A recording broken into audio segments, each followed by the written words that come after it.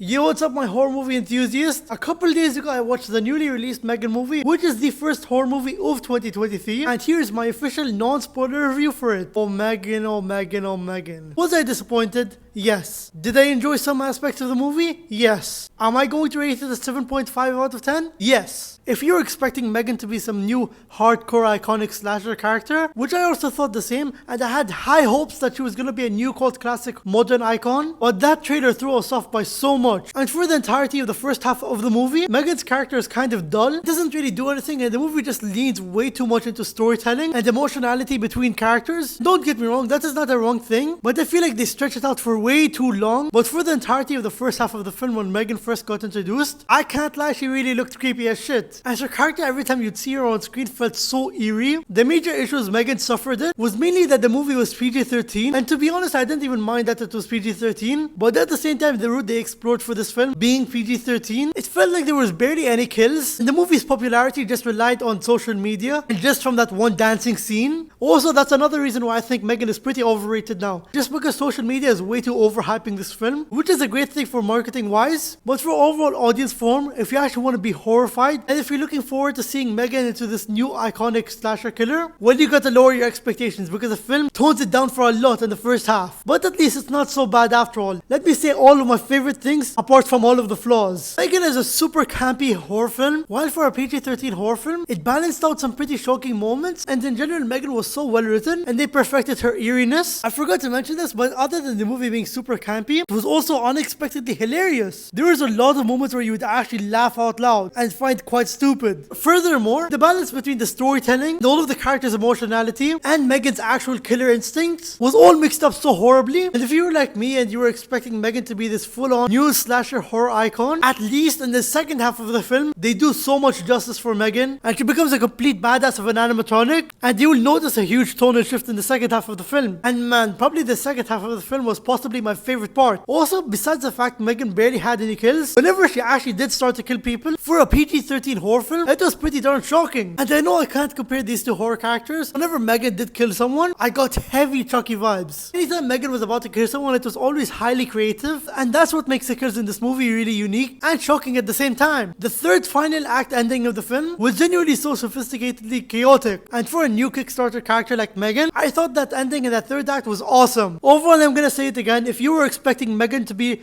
like a full-on new iconic slasher horror icon, the first half of the film does not include that, but then in the second and third act of the film, there's a huge tonal shift and she becomes a total very cool horror character. And to end it off, the performance-wise, Violet McGraw, who plays Katie, a character the whole film surrounds itself to, and Alison Williams plays Gemma, who's Katie's aunt, and who's doing a bad job at taking care of her. Both of their performances were not so bad and not overwhelmingly phenomenal at the same time. They both nailed expressing their feelings and personalities as their character, so I guess they did do a pretty good job. And talking director-wise, Gerard Johnstone, for his third ever horror film being a horror PG-13 movie, that actually stunned me finding that out, and that was quite impressive in the work he accomplished in M3GAN. Plus, what was kind of disappointing, the production team that helped largely on this film was Blumhouse Productions, and they're honestly one of my favorite horror companies to begin with, and you would expect Blumhouse to make this movie at least 15 plus or something, so that was sort of a letdown. Although we would still have to appreciate them, because we wouldn't have gotten the badass M3GAN we all know and love. But anyways, I rate this movie a 7.5 out of 10 as I said in the beginning. This film did suffer a few issues here and there, and my personal biggest issue was the pacing and having not enough kills in the film. So thank you guys for watching until the end if you have reached till the end, and if you did enjoy the video, make sure to leave a like down below, or you don't have to, as well as subscribe if you're new here, and I'll see you guys in the next video.